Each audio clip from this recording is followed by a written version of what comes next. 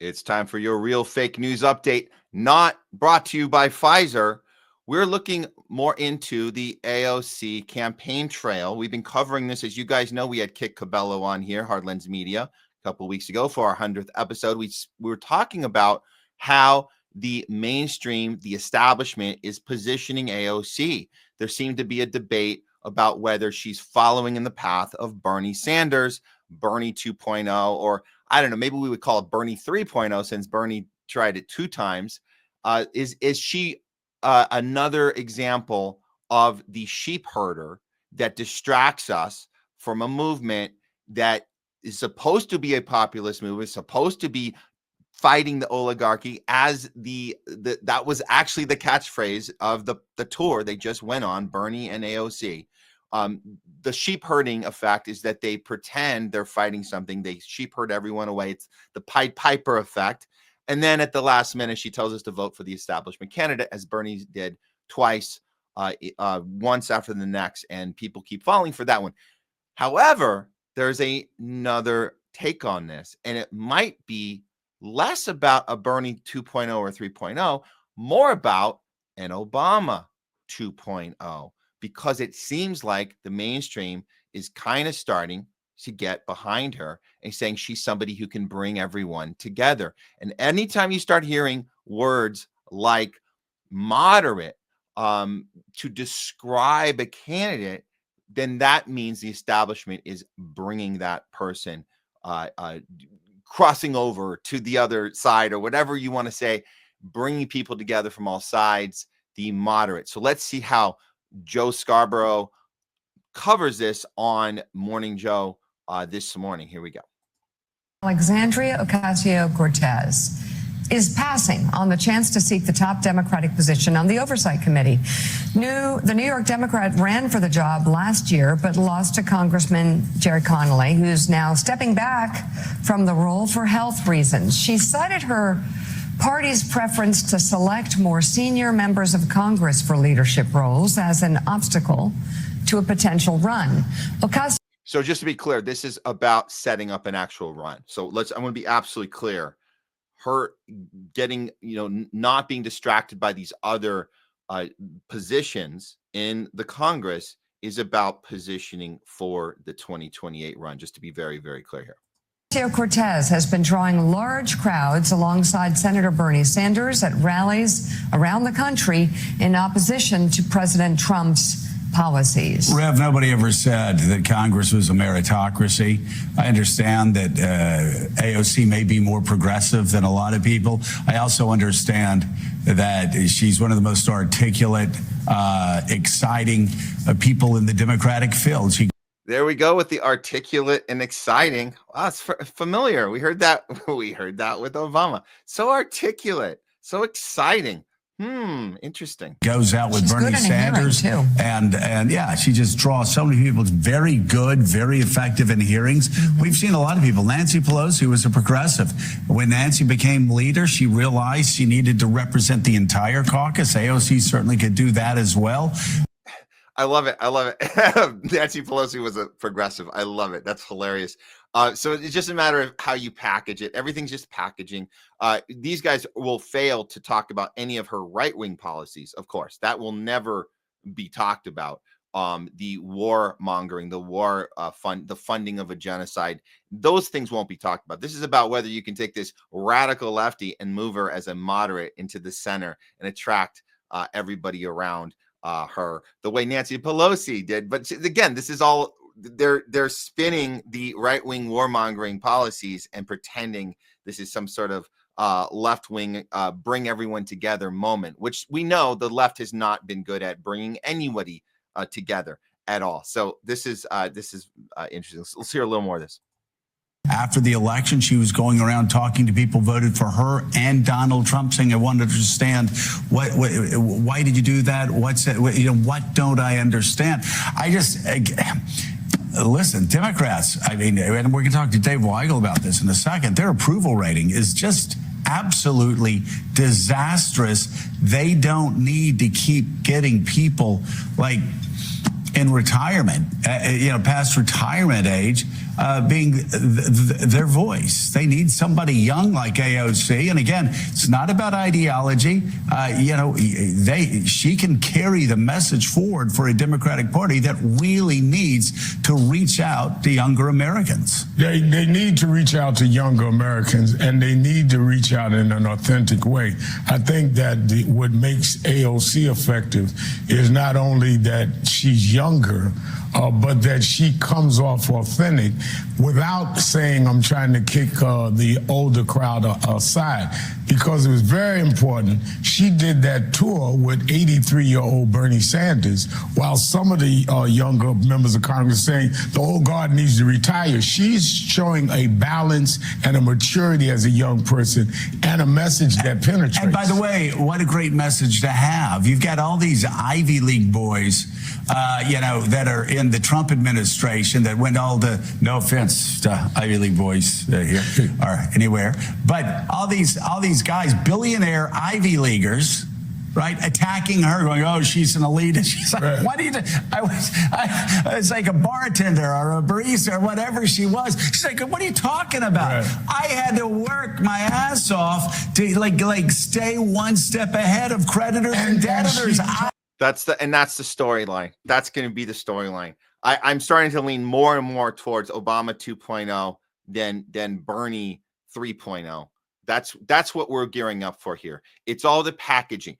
There's not going to be, and throughout the next few years, as they build this character for the DNC to put out there as the next Obama, there's going to be no mention of her war record at all. There's going to be any mention of the things that she aligns with in the establishment with her, which is basically, as we know, this isn't a two-party system. This is a one-party oligarchy, and she is 100% aligned. She's been 100% aligned since day one, since she walked into Nancy Pelosi's office and walked out calling her mama bear. We know this.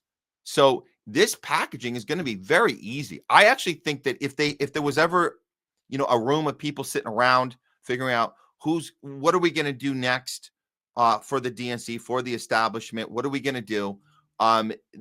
Weighing the options, this is the easiest way to do it, because you already have this backstory you could just rest on while she has already moved center right. She's already done that. And so this backstory makes a lot of sense, and it makes some people on the right afraid, because you still think this is this radical lefty. She's not a radical lefty. CNN had a little fun take on it too the other day. Here, check it out. Probably an easier ask, honestly, to believe that an AOC would move a little bit more incrementally to a little bit more. No. But let me tell you why I say that. I want what he's having. The level of delusion coming out of Van's mouth. I'll tell you why I say that. It's when Harry met Sally. I want what you're having. If you followed AOC, she's already really compromised on a lot of things that the first iteration of AOC probably wouldn't have. So you're hearing also familiar approach with feelings. We talk about the feeling method. So with Obama, what was it? It was hope and change, right? Bringing hope and change. It feels good. Feels like he's one of us. You bring Obama in, you can continue the war efforts. In fact, not only can you continue the war efforts, you can amp them up.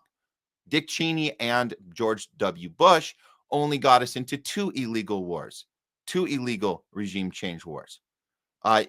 Obama amped it up by 5 more. Do people understand that? Do they know that? 5 new wars from Obama, because it felt good to have somebody that looks like us. So the feel-good method, this is exciting.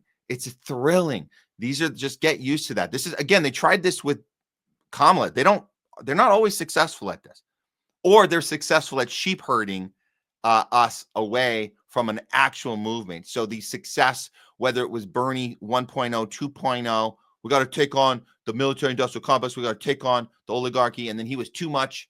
And then Hillary, you got to vote for Hillary. You got to vote for Biden. My good friend Joe. With Kamala, the feeling was joy. Feels so good. And they told you what to feel. You woke up that morning and you just felt joy. It was very weird, right? That you just all of a sudden you felt joy for someone that you never had an opinion about.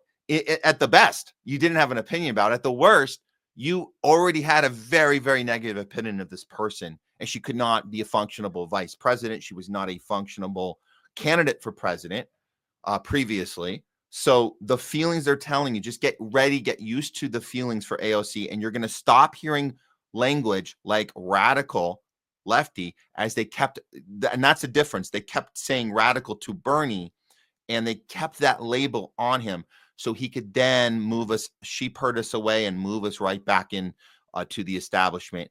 With AOC, you're not going to be hearing that language much anymore about radicalism. It's just not going to be a thing. And it was never radical, other than it was neocon, neolib, warmongering policy.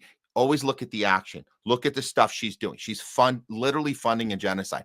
Is the mainstream media going to report on that? No, they will not. But we will. Here's somebody actually standing up to AOC and protesting her at his speech. This is great. I wish we can see more of this. But let's give a shout out to this person, this woman, for having the courage to stand up and calling AOC out for the warmonger that she is. Check it out. Again, this is not going to air on any of the mainstream media outlets. Of course not. Why would it? To defend and I want to know what you're doing about the genocide in Gaza.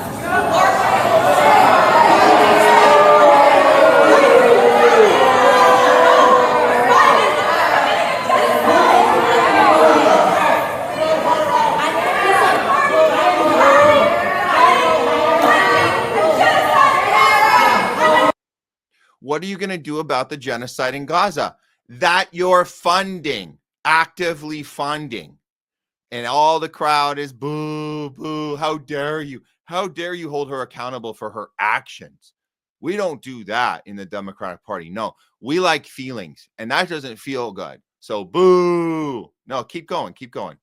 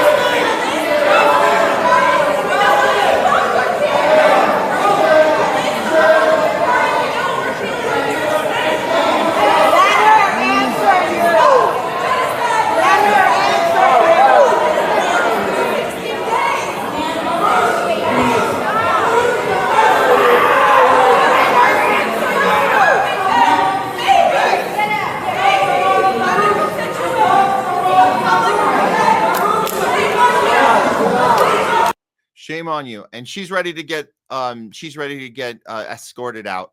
It's too bad. We just had Jose Vega on Thursday, and we've had discussions with him about what are the best approaches to what this is. This isn't just called protesting. This is disruption. That's what this is. So Jose Vega will tell you that in order to be the most effective in disruption, the way that works is you have it pre-planned where there's other people there to help you out as you're getting escorted out. There are others that step up, so it becomes a coordinated effort. Another thing that's important, and this woman doesn't know this, but it's important to have sound on. Always have sound on so we can hear everything when this gets uploaded and gets shared all around the Twitterverse or whatever platform you're sharing it on, Instagram, whatever. But the sound is very important. So we have to kind of listen to that. So those are little pointers we've heard from Jose Vega. Yeah, it's the coordinated effort. Do it in a group. Have sound. And you don't even need pictures. Someone's going to film you, but just hold that sound to your chest so that you can clearly get what you're saying as you are making this disruption and doing this, which is a very bold, very brave, very American thing to do. So let's see. And she gets escorted out here. Here's the end.